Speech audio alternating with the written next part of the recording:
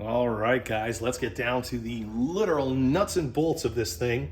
Now, before we start adding these awesome accessories to the P365, what is the number one rule in firearms? Safety, safety, safety. So we are going to see that there is no magazine in this firearm. Lock the slide to the rear and inspect the chamber. No round in the chamber. This weapon is clear and we can proceed. So what we're going to do first is, while the slide is locked to the rear with the slide stop, we're going to push the slide release down and simultaneously, if we can, whoop, lock that guy back again. There we are. And our slide comes right off. I have already gone and attached the front portion of our Tactical Development Sig P365 XL rail.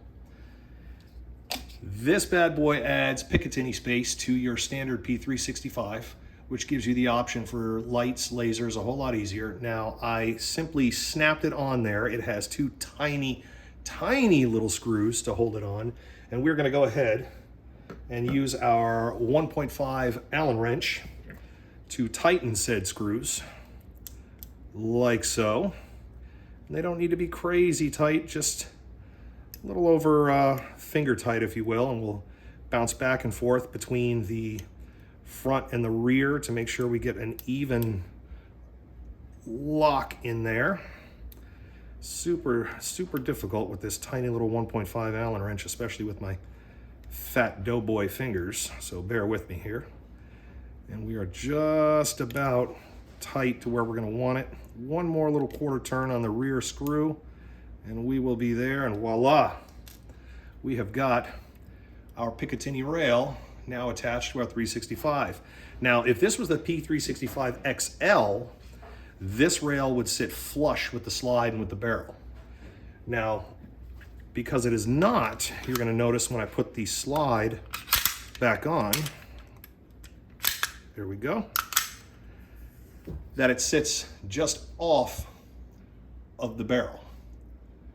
That is what's going to give the 365 the super cool look once we get the compensator put on there. Once we get that attached, it's going to be a whole different ball game. Oh, let's lock our slide to the rear. And we're off. So now we're going to set our frame aside. We're going to set our 1.5 Allen key aside. We're going to get our 365 slide, flip that bad boy over, and we're going to remove our guide rod and our recoil spring like so.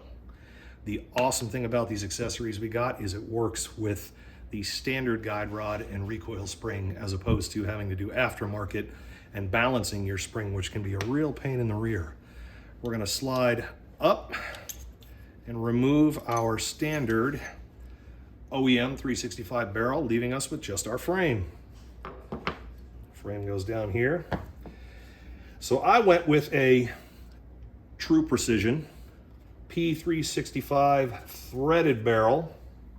As you can see right here, we'll do a little side-by-side comparison. Threaded barrel has some flutes cut out of it to reduce weight a little bit, if you will. So here's our side-by-side of our 365 and our 365 threaded barrel. We're gonna go ahead and remove the thread protector or thread cap, depending on whichever way you want to go with it. Voila, and that reveals our threads. Now these threads, this thread cap, the threads, and the threads on our soon to be attached compensator are 1/2 by 28, which is pretty much a standard for when you're doing attachments with suppressors and compensators and whatnot. Barrel slides in as so, and once it's seated in there, it's got some real neat definition out of the front. True, like that. I went with the black, matching the black nitride. Now the barrels come in crazy colors. They've got gold, they've got silver, they've got rainbow, they've got all kinds of really, really, really neat colors. Once that is back in there, we are going to put our guide rod and recoil spring back in to complete our frame, and Voila, we're set. Now for the exciting part. Went with a Harrington Arms. Let's see if we can see that there. There we go. Harrington Arms HC365 compensator. This guy is so cool. It is a triple chamber compensator. Get a focus, there we go. So that's the business end. So we've got a port on the left, a port on the right, and a port, get us focus here. Come on camera, you can do it. There we go, and a port on top. Super, super, super easy to get this bad boy attached. So what we're gonna do is break out some of our blue Loctite. Now, I'll say that again, blue Loctite, because it's got this magic little symbol right here that says removable. Red Loctite, red equals dead. Anything the red Loctite goes onto stays locked. Anything blue goes onto can be popped off. It takes a little bit of torque, but it can be popped off. So now what we're gonna do is take this blue Loctite and we're gonna smear, I love using that word, just a bit on there. Just a bit. Nothing too crazy. Just a smidge. There we go. I feel like, what is it, Bob Ross, paint a happy little tree. There we go. Just enough to get in the threads, if you will. And it looks pretty good to me. So now that our Loctite's on there, we're gonna go ahead and attach our comp. And the comp is just literally going to screw right onto the barrel. So once we get it on there, we're gonna go back and forth a little bit, back and forth a little bit, really work that Loctite in with the threads. So once that bad boy is ready to go, we're gonna twist it all the way down. The rest of the barrel will sit inside of the compensator. And we're gonna go until it stops. Stuck, goes no more. One little half turn back, and our compensator is ready to be set. Now when I say set, you can see the set screw channels right here on either side of the compensator. This is the fun part to do on camera because they're super, super, super small. So our set screws, what we're gonna do is, as I mentioned, there's our set screw, looks like a chocolate chip. We're going to get our, again, our 1.5 Allen key, set it on your Allen key. That's the important thing. I don't know if you can catch that there with the camera. There we go. Super out of focus. And we're gonna, again, hit that magic Loctite. Just a pinch, there we go. Just enough to set that compensator right where we want it to go.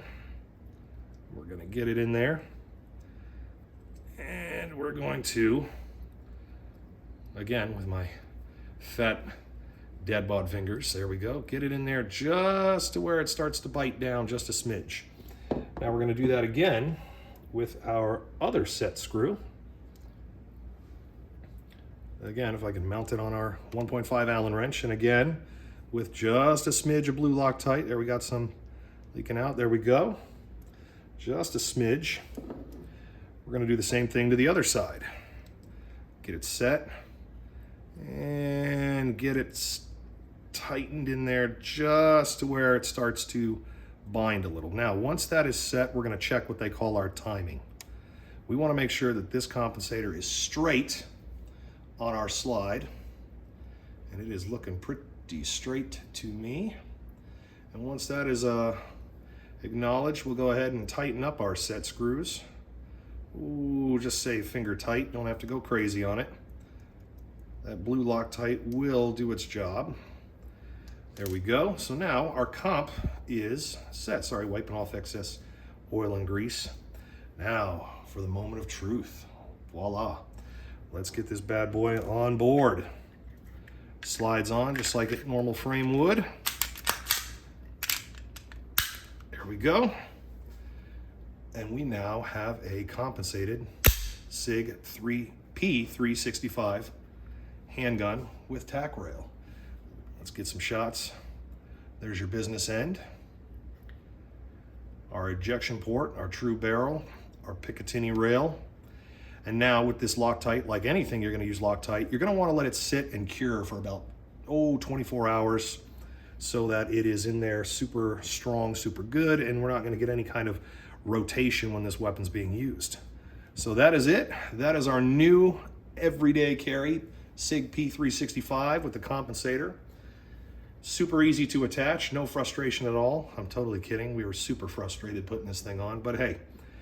Next, we're gonna take this bad boy out to the range and see how it performs. Hope to see you guys then. See you out on the range.